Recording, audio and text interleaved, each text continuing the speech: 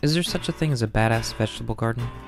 Well, when you sneak onto private property at midnight to avoid police and illegally plant tomatoes, potatoes, and zucchini on an abandoned trash heap like a group of vigilantes, I'd say that's as badass as a vegetable garden can get. It started out as a pretty pitiful garden. By the end of June, everything began to flower, and I found that I had helpers near and wide dumping water on a regular basis. Marjorie, she's this old school New Yorker who saw my original video about the garden, so she bought me cucumbers and zucchini. Peter, this old man from across the street, he found me weeding late one Friday night, and he broke into this series of dirty jokes. I was trying to change the subject, and I mentioned that my tomatoes were getting too big to support their own weight. And a few days later, I found 7 tomato stands waiting for me in my garden. I started to get my first crop of cherry tomatoes. The zucchini and squash scaled the fence and bloomed flowers and covered the rusty barbed wire. I treated my plants like they were my children. It was an analogy that always felt weird when I cooked and ate them. One day I'm sitting at my stoop about a block away from the garden, and I see this guy hop the fence and grab one of my lemon squash. I ran over and I confronted him. This is how episodes of Law & Order start out. Was I gonna get myself shot over some underdeveloped lemon squash? Turns out he was embarrassed and incredibly apologetic. He thought it was a weed vegetable, didn't notice the rest of the garden. It wasn't a very believable story, but he was genuinely a nice guy. And he had a garden of his own, and he offered to trade me 2 of his squash for 1 of mine.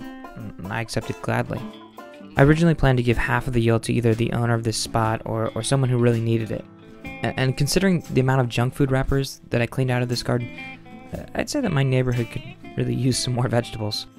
So I started offering the people who passed by to grab a tomato when they saw one. I was kind of amazed at how many people didn't even know what a tomato plant looked like, let alone the experience of picking it off the plant and eating it fresh.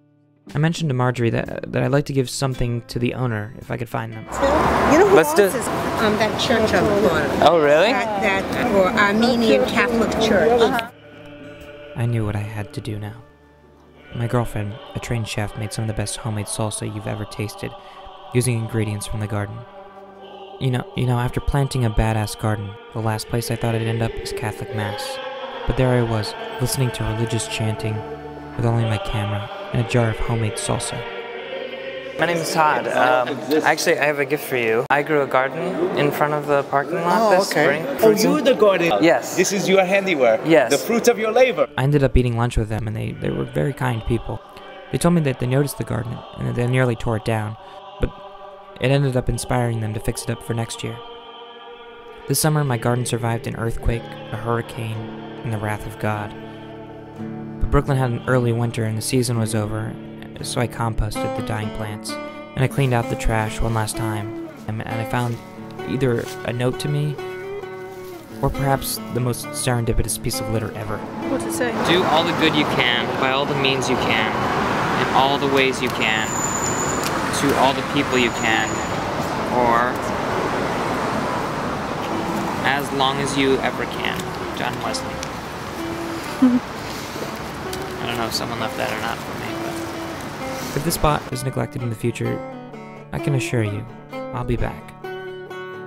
Next year, I'm thinking of going big, so if someone out there keeps a neglected spot, you better start cleaning it up, or a mishmash group of vigilante gardeners might sneak in there and make it nice.